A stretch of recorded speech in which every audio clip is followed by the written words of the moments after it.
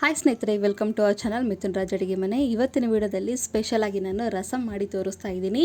Rasam powder use ಮಾಡದೇ super duper ಆಗಿರುವಂಥ ರಸಮ್ ಮಾಡಿ ತೋರಿಸ್ತೀನಿ. ಕೇವಲ 5 ನಿಮಿಷ ಸಾಕು.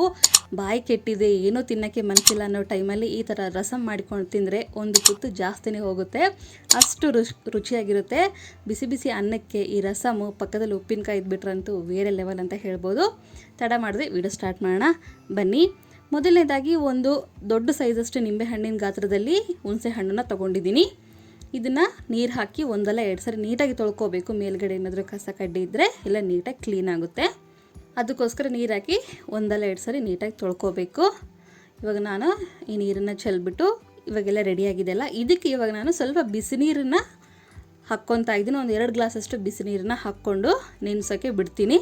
ಯಾಕಂದರೆ ಬೇಗ ನೆನೆಯುತ್ತೆ, ಅದಕ್ಕೋಸ್ಕರ ಜಸ್ಟ್ 5 ನಿಮಿಷದಲ್ಲಿ ನಾವು ಪ್ರಿಪೇರ್ ಮಾಡ್ಬೋದು. ಅದಕ್ಕೋಸ್ಕರ ಬಿಸಿ ನೀರು ಹಾಕ್ಕೊಂಡ್ರೆ ಬೇಗ ಮೆತ್ತಗಾಗುತ್ತೆ. ಅದಕ್ಕೋಸ್ಕರ ನೆಕ್ಸ್ಟು ಒಂದು ಮಿಕ್ಸಿ ಜಾರಿಗೆ 1 ಸ್ಪೂನಷ್ಟು ಕರಿಮೆಣಸು ಹಾಕ್ತಿದ್ದೀನಿ. ನೆಕ್ಸ್ಟ್ 1.5 ಸ್ಪೂನಷ್ಟು ಜೀರಿಗೆ ಸ್ವಲ್ಪ ಜಾಸ್ತಿನೇ ಹಾಕ್ಕೋಬೇಕು. ಸ್ವಲ್ಪ ಅಂದರೆ ಸ್ವಲ್ಪನೇ ಮೆಂತ್ಯ ಕಾಳು ಹಾಕಬೇಕು. ಇಷ್ಟಂದರೆ ಇಷ್ಟೇ ಸಾಕು, ಇದಕ್ಕಿಂತ ಜಾಸ್ತಿ ಬೇಡ. ನೆಕ್ಸ್ಟ್ 1 ಸ್ಪೂನಷ್ಟು ಕೊತ್ತಂಬರಿ ಕಾಳು ಹಾಕ್ತಿದ್ದೀನಿ.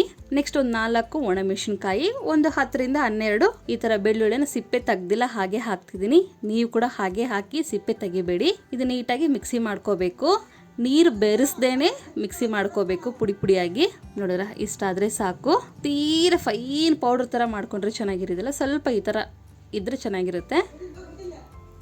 ನೆಕ್ಸ್ಟು ಹುಣಸೆ ಹಣ್ಣು ಕೂಡ ನೀಟಾಗಿ ನೆಂದಿದೆ. ಇವಾಗ ಇದನ್ನು ಸ್ವಲ್ಪ ಈಚಿ ಎಲ್ಲ ನೀಟಾಗಿ ಮಾಡ್ಕೋಬೇಕು, ರಸ ಎಲ್ಲ ತಕ್ಕೋಬೇಕು. ಅದಕ್ಕೋಸ್ಕರ ಎಲ್ಲ ನೀಟಾಗಿ ಕಲಿಸ್ಕೊಂಡಿದ್ದ ನಂತರ ಸ್ವಲ್ಪ ಈ ಥರ ಎಕ್ಸ್ಟ್ರಾ ಏನಿರುತ್ತಲ್ಲ ಅದನ್ನು ತೆಗೆದುಬಿಡ್ತೀನಿ ನಾನು.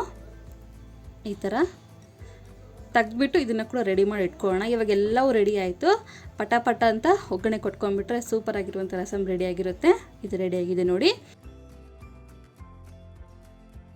ಈ ಕಡೆ ಒಂದು ಪಾತ್ರೆಯಲ್ಲಿ ಒಂದು 3 ಸ್ಪೂನಷ್ಟು ಎಣ್ಣೆ ಹಾಕ್ಕೊತೀನಿ.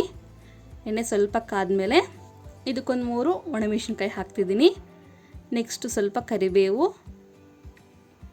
ನೆಕ್ಸ್ಟು ಒಂದು ದೊಡ್ಡ ಟೊಮೊಟೊನ ಸಣ್ಣದಾಗಿ ಕಟ್ ಮಾಡ್ಕೊಂಡು ಹಾಕ್ತಿದ್ದೀನಿ. ನಿಮ್ಮ ಹತ್ರ ತುಂಬ ಮೆತ್ತಗಾಗಿರೋ ಟೊಮೊಟೊ ಇದ್ದರೆ ಕೈಯಿಂದ ಹಿಚ್ಕಿ ಕೂಡ ಹುಣಸೆ ಹಣ್ಣಿನಲ್ಲಿ ಹಾಕ್ಕೊಂಡು ಡೈರೆಕ್ಟಾಗಿ ಕೂಡ ಹಾಕ್ಕೋಬೋದು. ಇಲ್ಲ ಸ್ವಲ್ಪ ಗಟ್ಟಿ ಇದೆ ಅಂತಂದರೆ ಈ ಥರ ಕೂಡ ಮಾಡ್ಕೋಬೋದು.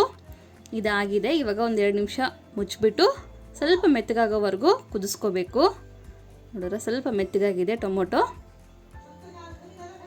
ಇನ್ನೊಂದ್ಸರಿ ನೀಟಾಗಿ ಕಲಿಸ್ಕೊಂಡು ಇವಾಗ ಇದಕ್ಕೆ ಆಲ್ರೆಡಿ ಮಿಕ್ಸಿ ಮಾಡಿರುವಂಥ ಪೌಡರ್ನ ಹಾಕ್ಕೋಬೇಕು. ನಾವೇನು ಮಾಡಿರ್ತೀವಿ, ಕರಿಮೆಣಸು, ಜೀರಿಗೆ ಮತ್ತು ಕೊತ್ತಂಬರಿ ಕಾಳು ಹಾಕಿರ್ತೀವಲ್ಲ ಅದು. ನೆಕ್ಸ್ಟ್ ಇದಕ್ಕೇ ಸ್ವಲ್ಪ ಅರಿಶಿಣ ಪುಡಿ ಹಾಕಿಬಿಟ್ಟು ಸ್ವಲ್ಪ ಹಸಿ ವಾಸನೆ ಹೋಗೋವರೆಗೂ ಫ್ರೈ ಮಾಡ್ಕೋಬೇಕು.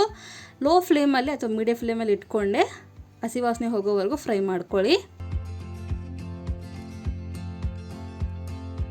ನೆನಪಿದೆ ಅಲ್ವಾ, ನಿಮಗೆ ಟೊಮೊಟೊ ಈಗ ಇಷ್ಟ ಇಲ್ಲ ಅಂತಂದರೆ ಹುಣಸೆ ಹಣ್ಣು ನೆನೆಸ್ತೀವಲ್ಲ ಆವಾಗೆ ಸ್ವಲ್ಪ ಹಿಚ್ಕಿಬಿಟ್ಟು ನೆನೆಸಿ ಇಟ್ಕೋಬೋದು.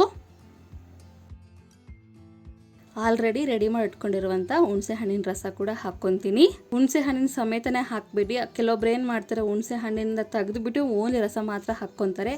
ಆ ರೀತಿ ಬೇಡ, ಸ್ವಲ್ಪ ಹಾಕ್ಕೊಂಡ್ರೆ ಚೆನ್ನಾಗಿರುತ್ತೆ. ಇದು ನೀಟಾಗಿ ಕಲಿಸ್ಕೊಂಡು ನೆಕ್ಸ್ಟ್ ಇದಕ್ಕೆ ನೀರನ್ನು ಆ್ಯಡ್ ಮಾಡ್ತೀನಿ. ಒಂದು 2 ಗ್ಲಾಸಷ್ಟು ನೀರನ್ನು ಆ್ಯಡ್ ಮಾಡ್ತೀನಿ. ತೀರ ಗಟ್ಟಿದ್ರೆ ಚೆನ್ನಾಗಿರೋದಿಲ್ಲ. ರುಚಿಗೆ ತಕ್ಕಷ್ಟು ಉಪ್ಪು ಕೂಡ ಇಲ್ಲೇ ಹಾಕ್ಕೊತೀನಿ. ಉಪ್ಪು ಹಾಕಿದ ಮೇಲೆ ಒಂದು ಸರಿ ನೀಟಾಗಿ ಕಲಿಸ್ಕೊಂಡು ಉಪ್ಪು ಮತ್ತು ಖಾರ ಕರೆಕ್ಟ್ ಆಗಿದೆಯಾ ಇಲ್ಲ ಅಂತ ನೋಡ್ಕೊಳ್ಳಿ. ಉಪ್ಪು ಆಗಿಲ್ಲ ಅಂತಂದರೆ ಇನ್ನು ಸ್ವಲ್ಪ ಹಾಕ್ಕೊಂಡ್ರೆ ನಡೆಯುತ್ತೆ. ನೋಡಿದ್ರೆ ಒಂದು ಕುದಿ ಬರ್ತಾ ಇದೆ. ಎಲ್ಲ ಹಾಕಿದ ಮೇಲೆ 1 ಕುದಿ ಅಥವಾ 2 ಕುದಿ ಸಾಕು, ಜಾಸ್ತಿ ಏನೂ ಬೇಡ.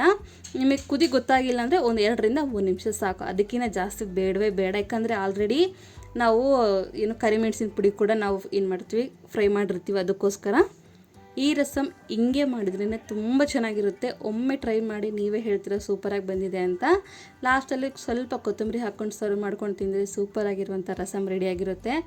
ಈ ರಸಮ್ ಅನ್ನದ ಪಕ್ಕದಲ್ಲಿ ಇಟ್ಬಿಟ್ರೆ ಅಂತೂ ರಸಮೇ ಕುಡಿತಾರೆ ಗ್ಲಾಸಲ್ಲಿ, ಅಷ್ಟು ಟೇಸ್ಟಿಯಾಗಿರುತ್ತೆ. ಬಾಯಿ ಕೆಟ್ಟಾಗಂತೂ ಹೇಳಲೇಬೇಡಿ, ಅಷ್ಟು ಚೆನ್ನಾಗಿರುತ್ತೆ. ಕಾಂಬಿನೇಷನಾಗಿ ಉಪ್ಪಿನಕಾಯಿ ಇಲ್ಲ ಹಪ್ಪಳ ಇದ್ರೂ ಇನ್ನೂ ಚೆನ್ನಾಗಿರುತ್ತೆ. ಖಂಡಿತ ಟ್ರೈ ಮಾಡ್ತೀರ ಅಂದ್ಕೊಂಡಿದ್ದೀನಿ. ಎಷ್ಟು ಸಿಂಪಲ್ ಆ್ಯಂಡ್ ಬೇಗನೆ ಮಾಡ್ಕೋಬೋದು. ನೋಡಿದ್ರೆ ಸಿಂಪಲ್ ಅಲ್ವಾ, ಖಂಡಿತ ಟ್ರೈ ಮಾಡ್ತೀರ ಅಂದ್ಕೊಂಡಿದ್ದೀನಿ. ಈ ರೆಸಿಪಿ ಇಷ್ಟ ಆದರೆ ಲೈಕ್, ಶೇರ್ ಆ್ಯಂಡ್ ಸಬ್ಸ್ಕ್ರೈಬ್ ಮಾಡ್ಕೊಳ್ಳೋದನ್ನು ಮಾತ್ರ ಮರಿಬೇಡಿ. ಓಕೆನಾ? ಮುಂದಿನ ವಿಡಿಯೋದಲ್ಲಿ ಮತ್ತೆ ಸಿಗ್ತೀನಿ. ಅಲ್ಲಿವರೆಗೂ ಟೇಕ್ ಕೇರ್, ಬಾಯ್.